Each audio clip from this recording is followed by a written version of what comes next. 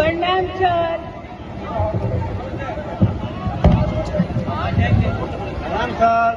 प्रणाम सर। खुश रहे सब, खुश रहे सब।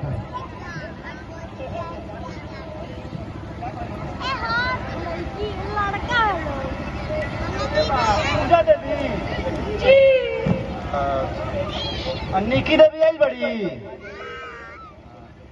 आई शोभा देवी कहाँ बड़ी जी? वो पैसा ले रही। एगो है बा चंद्रावती देवी, वो कहाँ बड़ी? ढेमन के माई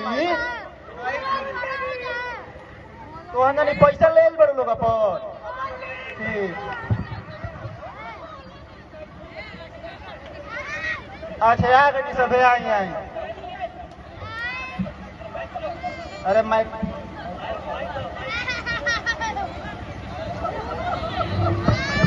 उठा दो। अब पैसा लेके आई बेसी बा। अरे हमारे कम पड़ गई बा। देखी ना व्यवस्था करा दी हमार। ए दीदी व्यवस्था करा दी। चली जामा करी हम देखो तनी सर के बतिया हमार बतिया मान जाए तो बहुत बढ़िया। चलो पहले निकी देवी आओ। निकी देवी, निकी देवी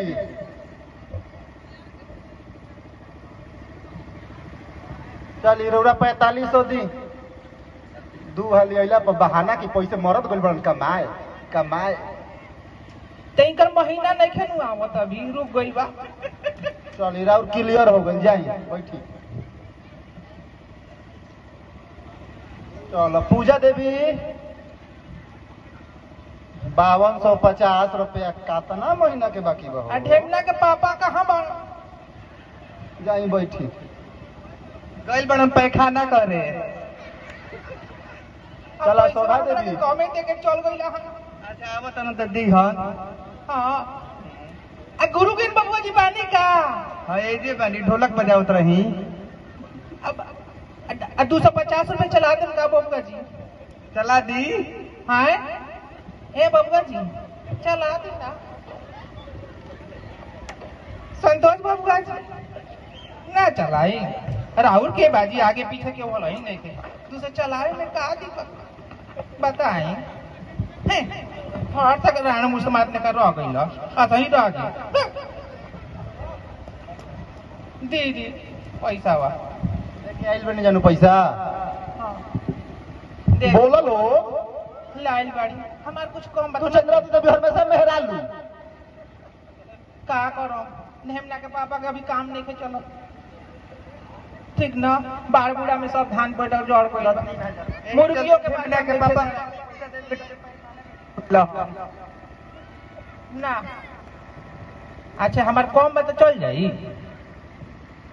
सर? कम बात चल जाएगी ना हमार? ना 2 हाली फेर देले बड़ तो मोटरसाइकिल के तेल जोड़ जाता। महीना रुक गइल बानू। मुर्गी के बच्चों लेके डलाइल रहे त ले गइल तो अभी तक ना देलक। ना ना केनियो से व्यवस्था को के हमरा के दी। हम भी ना आवे ऐसे ना जा। ले आई के पड़ी? हां लेके आई। अच्छा रुकी तो हम कहीं ना कहीं से व्यवस्था तो कराई के आइबे करो।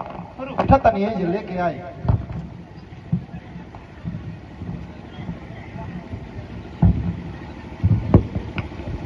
बैठा शोभा देवी तहार तो क्लियर हो गई। तू अरू लेबू तो अरू मिल जाई।